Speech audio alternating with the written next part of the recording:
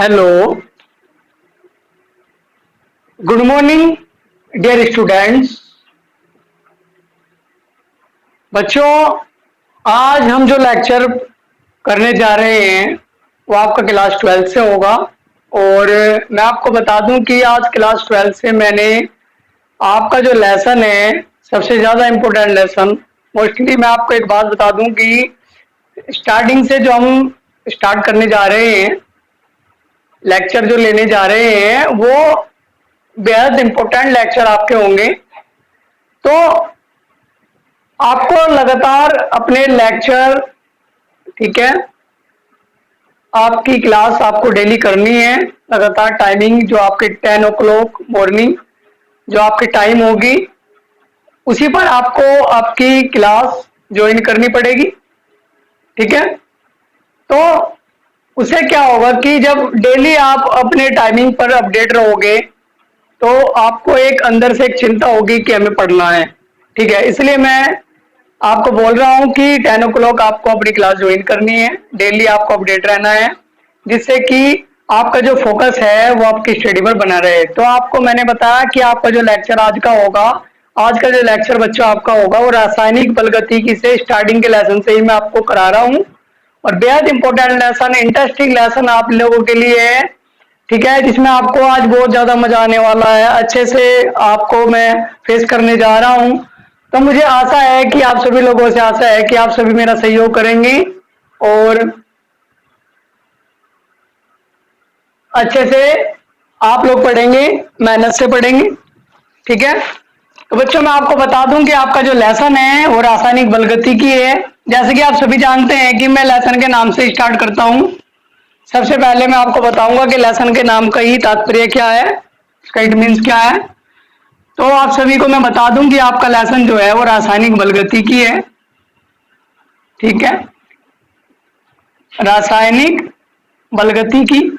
आज का लेक्चर आपका बहुत ही ज्यादा इंपॉर्टेंट रहने वाला है।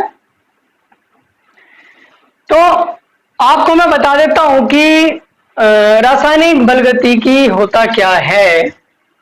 होता क्या है रासायनिक बलगतिकी, होता क्या है, केमिकल काइनेटिक्स होता क्या है। ठीक है, केमिकल काइनेटिक्स होता क्या है यह आप लोग जानेंगे।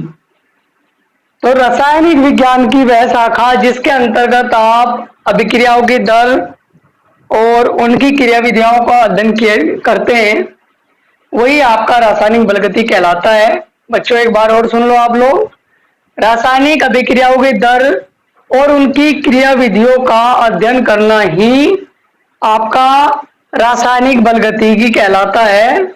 अब रासायनिक अभिक्रिया की दर से क्या तात्पर्य है, इसके बाद में मैं आपको बताने वाला हूं कि अभिक्रिया की दर से क्या तात्पर्य है। सबसे पहले आप लोग नोट डाउन करेंगे, रासायनिक विज्ञान की वह शाखा, विज्ञान की वह शाखा, वह शाखा जिसके अंतर्गत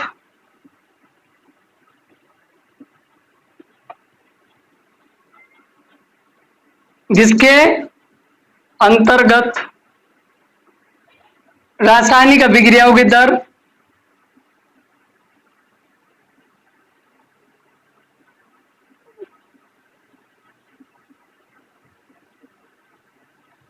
रासायनिक अभिक्रियाओं की दर और उनकी क्रिया विधियों का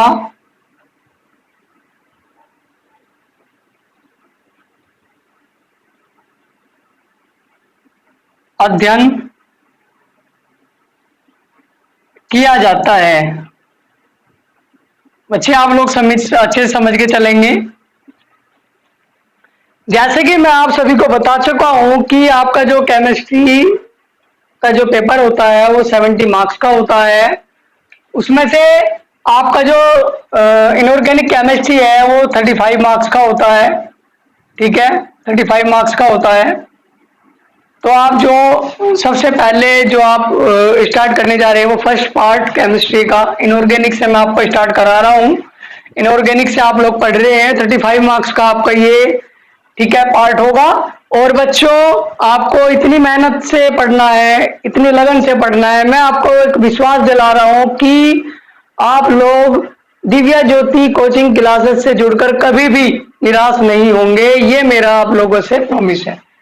ठीक है, जब आप लोग मैं मुझसे जुड़कर चलेंगे और अपने चैनल से जुड़कर चलेंगे तो अच्छे से मेहनत करेंगे तो आपको आपका 100% परिणाम प्राप्त होगा।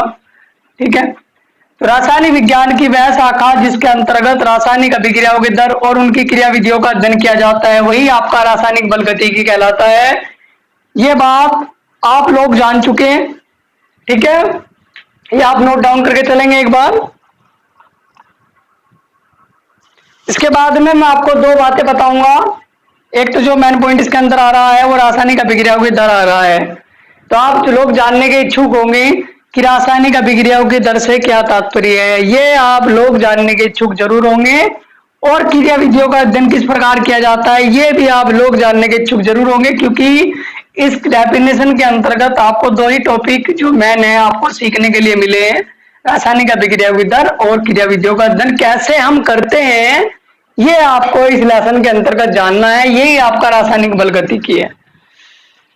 ठीक है, मैं इसको रब कर दे रहा हूं। इसके बाद में आप लोगों को मैं बता दूं कि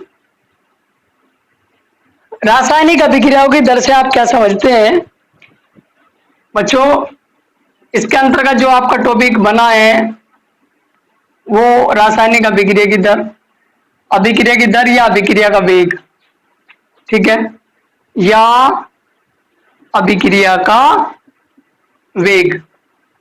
आप सभी समझ लेंगे कि रासायनिक अभिक्रिया की दर और रासायनिक अभिक्रिया का वेग एक ही बात है, दर और वेग। जैसे कि मैं आपको बता दूं कि हम लोग अपने घर से चलते हैं तो अपने घर से हमें मार्केट तक जाना है। अपने घर से हम लोग चले तो हमें मार्केट तक जाना है। एक गिवन एग्जाम्पल मैं आपको बता रहा हूँ कि जैसे कि हमारे घर से मार्केट तक की दूरी 4 किलोमीटर की है। ठीक है, तो हम लोग अपने घर से मार्केट तक जाएंगे तो हमें 4 किलोमीटर चलना पड़ेगा। ठीक है, वो 4 किलोमीटर हम चल रहे हैं वो हमारी डिस्टेंस है। ठीक है, वो हमारी डिस्टेंस है। क्योंकि डिस्टेंस क्यों होगी कि अपने घर से गली से निकले, गली से निकल कर फिर रोड से सीधा निकले, फिर थोड़ा मुड़े, लेफ्ट हुए, फिर राइट हुए, इस तरह से आपका जो टोटल डिस्टेंस होगा वो 4 किलोमीटर आपको चलना है। ठीक है, उसी के साथ आपको चलने के लिए ये भी देखना होगा कि हमें कितना मिनट 4 किलोमीटर पूरा करने में लग रहा है। तो वही आपकी दर है। ठीक है, रेट है, वही आपका वेग है। तो यहाँ पर बात जो कर रहे हैं हम वो अभिक्रिया की दर की बात कर रहे हैं। तो कितने समय में, इकाई समय में अभिक्रिया संपन्न हो रही है। ठीक है, इकाई समय में, प्रति इकाई समय में संपन्न होने वाली जो अभिक्रिया है वही अभिक्रिया की दर कहलाती है। ठीक है, तो इकाई समय में किसी भी क्रियाकारी पदार्थ, जैसे कि आप सभी को मैं बता दूं कि A प्लस बी ये आपके अभिकारक हैं। ठीक है, अभिकारक क्या है, ये क्रियाकारी पदार्थ हैं, इनको बोलते हैं क्रियाकारी पदार्थ, इनका दूसरा नाम है आपका अभिकारक। तो ये वे अभिकारक हैं जो आपस में क्रिया कर रहे हैं और क्रिया करने के बाद में, आपस में क्रिया करने के बाद में ये बना रहे हैं एक प्रोडक्ट, एक उत्पाद, एक नया पदार्थ बना रहे हैं। तो क्रियाकारी पदार्थ आपस में क्रिया कर रहे हैं तो जितनी मात्रा इधर है अभिकारकों की संख्या उतनी उत्पादों की संख्या उधर है। तो अभिक्रिया की दर यहाँ पर बराबर हो रही है, अभिक्रिया का वेग यहाँ पर बराबर हो रहा है। लेकिन कब हो रहा है, इकाई समय में, प्रति इकाई समय में अभिकारकों या उत्पादों के सांद्रण में होने वाले परिवर्तन को ही अभिक्रिया की दर कहते हैं। ठीक है, तो आप एक बार नोट कर लेंगे, इकाई समय में, इकाई समय में, इकाई समय में अभिकारकों या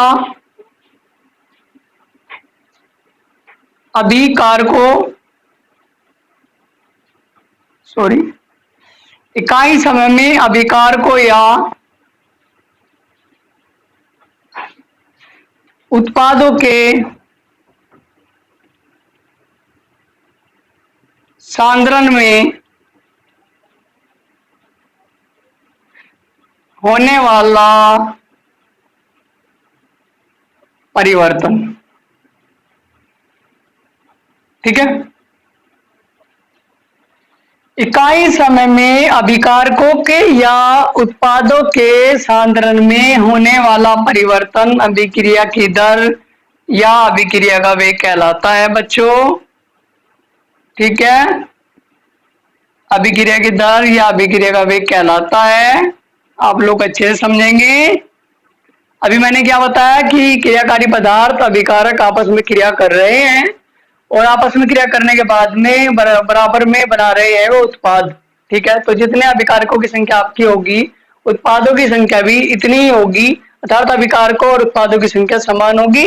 तो सांद्रण में होने वाला परिवर्तन ही अभिक्रिया की दर कहलाता है। ये मैं आपको बता दे रहा हूं। जैसे कि अभिकारक आपका A है और बनने वाला उत्पाद आपका B है। समझो आप एक बात, तो अभिकारकों के सांद्रण में परिवर्तन होना है तो क्या से होगा, A1 से A2 होगा। ठीक है, उत्पादों के सांद्रण में परिवर्तन हो रहा है तो B1 से क्या होगा, B2 होगा। लेकिन जब हम लोग इसको परिवर्तन में कन्वर्ट करेंगे तो कमी या वृद्धि को दर्शाने के लिए, अर्थात परिवर्तन को दर्शाने के लिए, परिवर्तन कब होगा, या तो अभिकारकों के सांद्रण में या उत्पादों के सांद्रण में कमी होगी या अभिकारकों या उत्पादों के सांद्रण में होगी वृद्धि। तो कमी या वृद्धि को दर्शाने के लिए हमें यूज करना पड़ेगा डेल्टा। डेल्टा का मतलब होता है जैसे कि डेल्टा ए तो अभिकारकों के सांद्रण में कमी या वृद्धि होगी और डेल्टा बी तो उत्पादों के सांद्रण में वृद्धि होगी। ठीक है, तो यहां से मैं आपको बता दूं कि A1 से A2 हो रहा है, परिवर्तन हो रहा है, तो A2 माइनस A1 किसके इक्वल होगा, डेल्टा ए के। ठीक है, यहां से B1 से B2 हो रहा है, सांद्रण में परिवर्तन हो रहा है, तो परिवर्तन क्या होगा, B2 माइनस B1 किसके इक्वल होगा, डेल्टा बी के। तो यदि अभिकारकों के सांद्रण में परिवर्तन होता है तो डेल्टा ए होगा और उत्पादों के सांद्रण में परिवर्तन होना है तो डेल्टा बी होगा। समझो बच्चों, तो इकाई समय में अभिकारकों या उत्पादों के सांद्रण में होने वाला परिवर्तन अभिक्रिया की दर कहलाता है। ठीक है, यदि आपको अभिकारकों के सांद्रण में परिवर्तन दिखाना है, इकाई समय में दिखाना है, तो इसको लिखना होगा delta A upon delta T. यहां पर ब्रैकेट क्यों लगाया, डेल्टा ए क्यों किया, यहां पर ब्रैकेट क्यों लगाया, एक बार मैं आपको बता दूं, अच्छे से समझा दूं, समझो आप लोग एक बार। ठीक है, इसके बाद में आप लोग एक बार समझो कि मैंने लिखा है delta A upon delta T, तो मैंने ए के दोनों तरफ ब्रैकेट क्यों लगाया, ये ब्रैकेट कोष्टक का प्रयोग मैंने क्यों किया, क्योंकि बच्चों कोष्टक का प्रयोग, ब्रैकेट का प्रयोग मैंने इसलिए लगाया क्योंकि एक ए में दिखाना है मुझे सांद्रण में होने वाली कमी या वृद्धि। ठीक है, मोस्टली मैं आपको बता दूं अभिकारकों में हमेशा दिखानी है कमी और उत्पादों में दिखानी है हमेशा वृद्धि। तो मैं अभिकारक के सांद्रण में अगर परिवर्तन दर्शाऊंगा तो यहाँ पर यूज करूंगा माइनस के delta A upon delta T और यहाँ पर लिखूंगा मैं अभिकारक ठीक है, यहां पर लिखूंगा मैं अभिकारकों की दर। ठीक है, अभिक्रिया की दर, तो यहां पर अभिक्रिया की दर किस पर डिपेंड कर रही है, अभिकारक ए के सांद्रण में होने वाले परिवर्तन पर। तो माइनस के delta A upon delta T, अर्थात अभिकारक के सांद्रण में होने वाले परिवर्तन पर निर्भर कर रही है आपकी अभिक्रिया की दर। यदि मुझे दर्शाना है उत्पाद बी के सांद्रण में तो वृद्धि दर्शाऊंगा delta B bracket upon delta T. हमेशा याद रखो जब भी दर्शाना है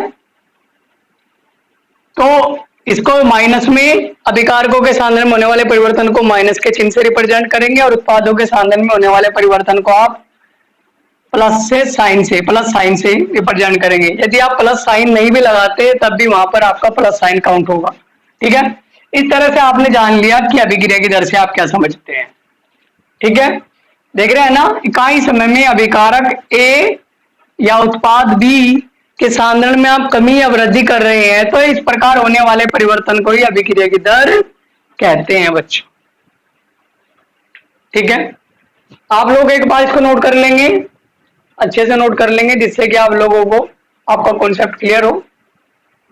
अदरवाइज आपको आपके कॉन्सेप्ट को समझने में कोई प्रॉब्लम्स होती है तो आप मुझे कमेंट बॉक्स में आकर कमेंट कर सकते हैं। आपकी समस्या का सॉल्यूशन मैं नेक्स्ट लेक्चर में कर दूंगा। ठीक है, नेक्स्ट वीडियो में आपका समस्या का सॉल्यूशन मैं कर दूंगा।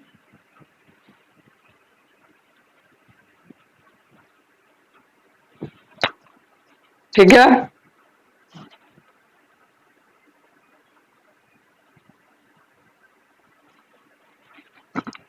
इसके बाद में हम इससे नेक्स्ट टॉपिक पढ़ते हैं। ये आपको समझ आ गया होगा, मेरी आशा नहीं है, पूर्णतः विश्वास है कि मेरे बच्चों को ये समझ आ गया होगा। अदरवाइज कोई भी प्रॉब्लम्स होती है, मैंने आपको बोला है कि कमेंट बॉक्स में आके मैसेज करके आप मुझसे पूछ सकते हैं। ठीक है, इसके बाद में आपका जो नेक्स्ट पॉइंट होगा वो होगा अभिक्रिया की औसत दर। ठीक है, अभिक्रिया की औसत दर।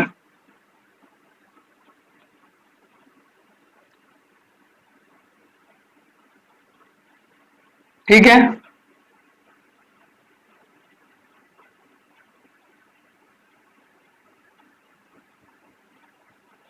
Average rate of equation,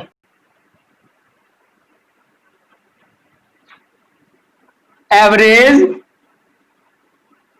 rate of reaction. ठीक है, एवरेज रेट ऑफ रिएक्शन।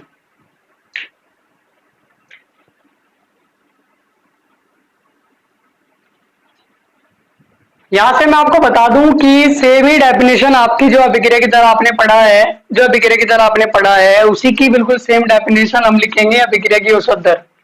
ठीक है, सेम डेफिनेशन, थोड़ा चेंज होगा बस, किसी निश्चित समयांतराल में बस ये चेंज होगा, किसी निश्चित, यहां पर जो समयांतराल होगा वो निश्चित होगा, किसी निश्चित समयांतराल। समयांतराल का मतलब होता है, समयांतराल का मतलब होता है आपका, क्या होता है बच्चों, समयांतराल का मतलब क्या होता है,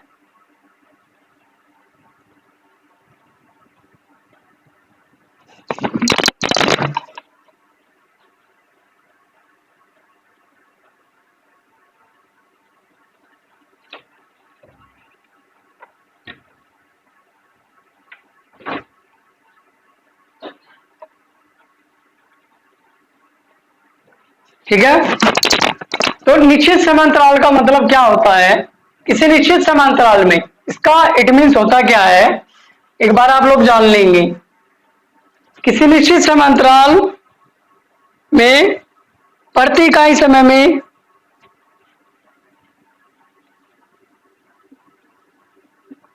प्रति इकाई समय में, किसी निश्चित समांतराल में प्रति इकाई समय में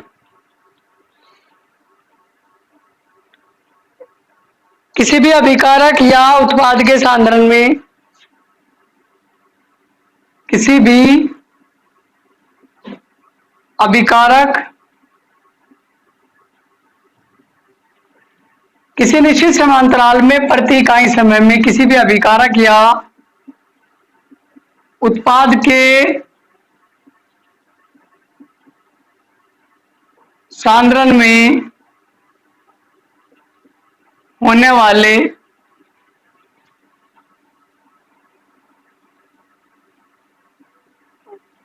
परिवर्तन को,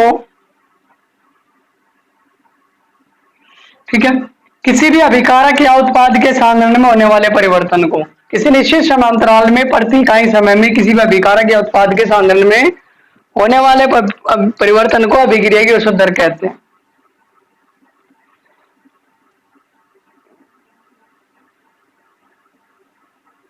ठीक है, अभिक्रिया की औसत दर कहते हैं। तो यहां से मैं आपको एक बात बताने जा रहा हूं बच्चों, यहां से मैं आपको एक बात बताने जा रहा हूं कि यहाँ पर केवल एक आपकी जो अभिक्रिया की दर है और अभिक्रिया की औसत दर है, यहाँ पर केवल एक गिवन डिफरेंस है कि यहाँ पर आपको वहां पर लिखना है आपको प्रति इकाई समय में, और यहाँ पर लिखना है आपको किसी निश्चित समय अंतराल में। बस ये चेंज है यहाँ पर, क्योंकि यहाँ पर जो समय अंतराल है, जो परिवर्तन होने वाला है, समय में होने वाला परिवर्तन है डेल्टा टी, जो समय में होने वाला परिवर्तन है वो यहाँ पर निश्चित है। ठीक है, तो किसी निश्चित समांतराल में प्रति इकाई समय में अभिकारक या उत्पाद के सांद्रण में होने वाला परिवर्तन अभिक्रिया की औसत दर कहलाता है बच्चों। कुछ समय के लिए, ठीक है, थोड़ा लाइट की प्रॉब्लम थी तो अब वो सोलह हो चुकी है। ठीक है, आपको स्पष्ट दिखाई दे रहा होगा। तो किसी निश्चित समांतराल में प्रति इकाई समय में किसी भी अभिकारक या उत्पाद के सांद्रण में होने वाला परिवर्तन अभिक्रिया की औसत दर कहलाता है। ये आप नोट कर लीजिए। ठीक है,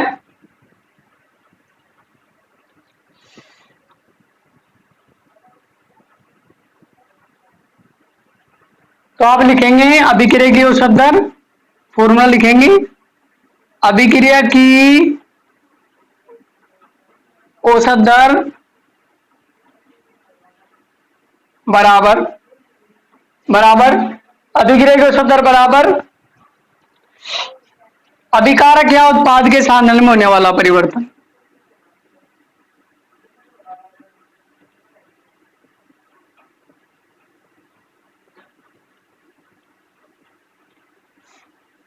सांद्रण में होने वाला परिवर्तन। ठीक है, समझो आप एक बार, अभिकारकों या उत्पादों के सांद्रण में होने वाला परिवर्तन, जैसे कि मैं इससे पहले टॉपिक में समझा चुका कि अभिकारकों या उत्पादों के सांद्रण में परिवर्तन कैसे होगा। A1 से A2 होगा तो होगा डेल्टा ए। ठीक है, हमेशा अभिकारकों में क्या होगा, माइनस के चिन्ह का प्रयोग करेंगे कि अभिकारकों में क्या दर्शाना है, कमी दर्शानी है, और उत्पादों में हमेशा दर्शानी है वृद्धि। ये चीज आपको बिल्कुल मोस्ट इंपोर्टेंट बात है, आपको याद रखनी है। यहाँ से मैं क्वेश्चन भी कराऊंगा आपको बिल्कुल समझ के चलना है। ठीक है, अपॉन परिवर्तन में लगा समय अंतराल, परिवर्तन में लगा समय अंतराल, एक निश्चित समय अंतराल मैंने आपको बताया था कि यहाँ पर यूज होना है। तो ये फॉर्मूला आपका यहाँ से आप इसको नोट कर लेंगे अच्छे से। ठीक है, इसी से आपका एग्जाम्पल होना है, इसी से आपका क्वेश्चन सोल्व होना है। तो किसी निश्चित समय अंतराल में अर्थात समय अवधि में होने वाला परिवर्तन, प्रति इकाई समय में किसी भी अभिकारक या उत्पाद के सांद्रण में होने वाला परिवर्तन ही आपका अभिक्रिया की औसत दर कहलाता है। औसत कब होगा, जैसे कि आपकी 10 साइकिल 10 साइकिल है, 10 साइकिल है और 10 साइकिल आपकी 4 किलोमीटर जानी है। ठीक है, 10 की 10 साइकिल आपकी 4 किलोमीटर चलनी है, तो एवरेज रेट होगा उसका, एवरेज रेट जो आपको निकालना है। तो 10 साइकिल आपकी 2 मिनट में या 4 मिनट में या 6 मिनट में, जितने भी मिनट होंगे, एक फिक्स टाइम होगा। ठीक है, एक निश्चित समय होगा, 6 मिनट में 10 की 10 साइकिल आपकी 4 किलोमीटर जानी है। ठीक है, इस तरह से, या किलोमीटर के हिसाब से पर घंटा पर आवर भी आप ले सकते हैं। ठीक है, जैसे कि 1 घंटे में 10 साइकिल, ठीक है, 4 किलोमीटर जानी है, तो 4 किलोमीटर जाना है पर आवर, तो वो उसका एवरेज रेट होता है। इसी तरह से यहाँ पर भी अभिकारकों या उत्पादों में होने वाला परिवर्तन होता है, वो अभिक्रिया की औसत दर कहलाती है। ठीक है, इसको नोट करेंगे एक बार आप अच्छे से, इसको नोट करके चले जिससे कि आप लोगों को अच्छे समझ सके।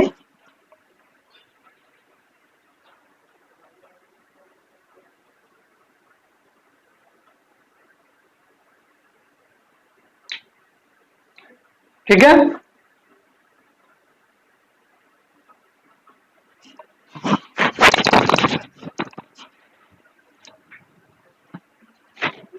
अब इसको मैं रब कर दिया रहा हूँ, ठीक है। इसके बाद में मैं आपको अभिकारकों और उत्पादों में कमी कैसे होगी, वृद्धि कैसे होगी, मैं एक आपको ये बता देता हूँ, ठीक है। तो कल के लेक्चर में आगे के पॉइंट्स आपके क्लियर करूंगा। अभी मैं आपको बता देता हूँ कि अभिकारकों या उत्पादों में आपको कमी या वृद्धि कैसे करनी है, ठीक है बच्चों। तो आप देख रहे हैं कि जैसे कि मैं बता रहा हूँ ए के सांद्रण में आपको कमी दर्शानी है। पॉइंट ए में ए के सांद्रण में कमी, ए के सांद्रण में कमी, तो ए के सांद्रण में कमी कैसे होगी,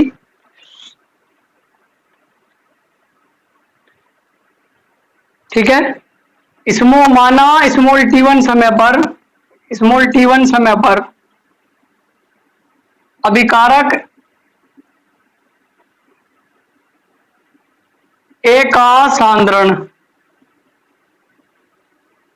ठीक है, A1 से, जैसे कि मैं पहले भी बता चुका हूं, A1 से T2 समय पर A का सांद्रण A2 हो जाता है, ठीक है। तो स्मॉल t1 समय, निश्चित समांतराल निकालना है, तो t1 से क्या हुआ समय, t2 हुआ, t1 से समय में वृद्धि हुई, t2 हुआ, और A1 से अभिकारक क्या हुआ, A2 हुआ, A1 से A2 हुआ, तो इनके दोनों के सांद्रण में होने हो गया परिवर्तन, ठीक है। तो A के मोलर सांद्रण में कमी दर्शानी है, A के मोलर सांद्रण में, क्योंकि ये जो ब्रैकेट होता है ये सक्रियता को दर्शाता है। आपका जो ब्रैकेट होता है अभिकारक के या उत्पाद के दोनों ओर जो ब्रैकेट होता है वो सांद्रण को दर्शाता है। ए के मोलर सांद्रण में कमी, तो क्या होगा, ए के मोलर सांद्रण में होने वाली कमी बच्चों क्या होगी, ब्रैकेट A2 से क्या होगा, ब्रैकेट A1 तो होगा डेल्टा A, ठीक है। तो पूरा जो परिवर्तन हुआ आपका A2 से A1 वो क्या हुआ, माइनस के डेल्टा A हुआ, ठीक है, समझो, क्योंकि कमी दर्शानी थी आपको ए के सांद्रण में, तो ये हुआ आपका माइनस के डेल्टा A, ठीक है। परिवर्तन में लगा समय, आपका परिवर्तन में लगने वाला समय, परिवर्तन में लगा समय होगा, परिवर्तन में लगा समय होगा आपका T1 से T2, तो T2 माइनस T1 इक्वल होगा डेल्टा T, ये आप नोट कर लीजिए एक बार, ठीक है, अच्छे से नोट कर लीजिए।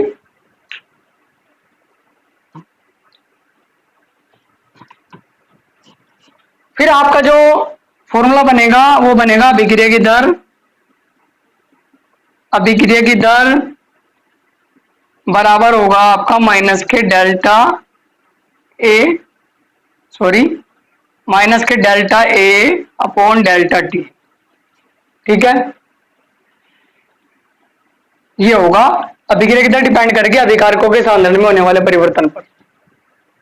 नोट कर लीजिए एक बार, जल्दी जल्दी से आप नोट कर लेंगे, इसके बाद में आगे बढ़ता हूं। फिर डी के सांद्रण में आपको वृद्धि दर्शानी है, जल्दी से नोट करके चलेंगे। आशा है कि आप लोग अच्छे समझ पा रहे होंगे, अदरवाइज कोई प्रॉब्लम आपको आती है तो मुझसे कंसल्ट कर सकते हैं, ठीक है।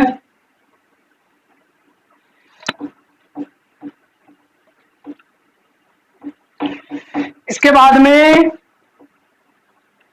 बी के सांद्रण में होने वाली वृद्धि, ठीक है, उत्पाद बी के सांद्रण में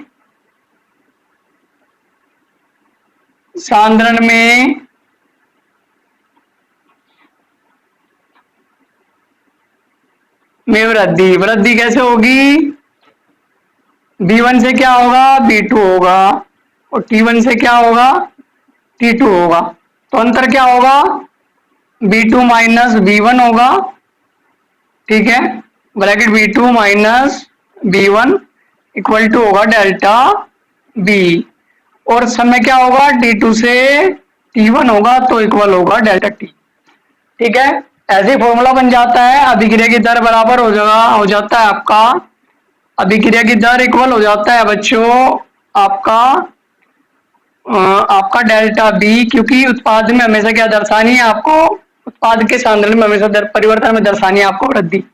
तो ये हो जाता है आपका delta B upon delta T. इस प्रकार ये इक्वेशन नंबर 2 हो जाती है। और आप जानते हैं इक्वेशन नंबर 1 आपने अभी बनाई थी, अभिक्रिया की दर बराबर थी माइनस के delta A upon delta T.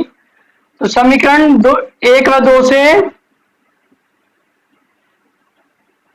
समीकरण 1 व 2 से आप क्या कर रहे हैं, समीकरण 1 व 2 का प्रयोग कर रहे हैं। समीकरण 1 थी आपकी डेल्टा ए माइनस के अपॉन डेल्टा टी, वो इक्वल होगा, क्योंकि अभिकारक ए बराबर था आपका, मतलब अभिकारकों की जो संख्या थी वो उत्पादों की संख्या की इक्वल थी, इसलिए यहाँ पर अभिकारकों के सांद्रण में होने वाला परिवर्तन उत्पादकों के सांद्रण में होने वाले परिवर्तन के बराबर होगा। तो फॉर्मूला ये आपका बनेगा। तो अभिक्रिया की दर बराबर होगी बच्चों, अभिक्रिया की दर बराबर होगी आपकी माइनस के delta A upon delta T. ठीक है, आप इसको नोट कर लीजिए एक बार, ये अच्छे से आपका क्लियर हो चुका। आशा है कि आज के टॉपिक में आपको आनंद आया होगा, आपको आज का टॉपिक अच्छा लगा होगा बच्चों, अच्छे से आपको समझ आया होगा। अदरवाइज कोई भी प्रॉब्लम आपको होती है तो हम मेरे कॉन्टेक्ट, ठीक है, एक कॉन्टेक्ट नंबर मैं आपको देता हूं, उस पर आप मुझसे कंसल्ट कर सकते हैं, 9568753993।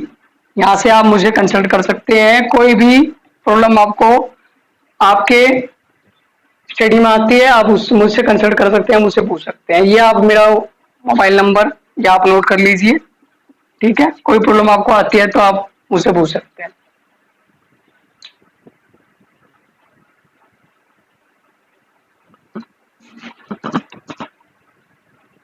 ठीक है, तो बच्चों मैं आपसे कहना चाहता हूं, आज का टॉपिक हम यही समाप्त करते हैं। कल के लेक्चर में इससे आगे बढ़ते हुए हम फिर मिलेंगे। और मेरा आपसे एक विनम्र निवेदन ये है कि आप दिव्य ज्योति कोचिंग क्लासेस आपका जो चैनल है, ठीक है, और यहाँ पर आपको नए नए लेक्चर डेली मिलेंगे। अच्छे तरीके से मैं आपको समझाने की पूरी कोशिश करूंगा। आप मेरी वीडियो को प्लीज अपने दोस्तों के साथ, ठीक है, अपने फ्रेंड्स के साथ शेयर कर दीजिए, जिससे कि ज्यादा से ज्यादा बच्चे मुझसे जुड़ सके और मैं प्रेरित होकर ज्यादा से ज्यादा मोटिवेट होकर आप लोगों को अच्छे से मेहनत से आपको मैं पढ़ा सकूं। ठीक है, आप लोगों को बस ये सहयोग मेरा करना है कि मुझे मेरी वीडियो को, मेरे लेक्चर को ज्यादा से ज्यादा बच्चों के साथ, स्टूडेंट्स के साथ शेयर कीजिए, जिससे कि जो बच्चे घर पर बैठे हुए वे अच्छे से उनका मैटर मिल सके और वे अच्छे से पढ़ सके। ठीक है, यहाँ मेरी थोड़ी आपको हेल्प करनी है। ठीक है, तो आप अपने इस चैनल को, दिव्य ज्योति कोचिंग क्लास चैनल को लाइक कीजिए, शेयर कीजिए, ठीक है, सब्सक्राइब कीजिए और लास्ट में बेल आइकन जरूर प्रेस कर दीजिएगा, जिससे कि नोटिफिकेशन आपको समय पर आपको प्राप्त हो सके। ठीक है बच्चों, आज का लेक्चर हम समाप्त करते हैं, कल फिर मिलते हैं। Thank you.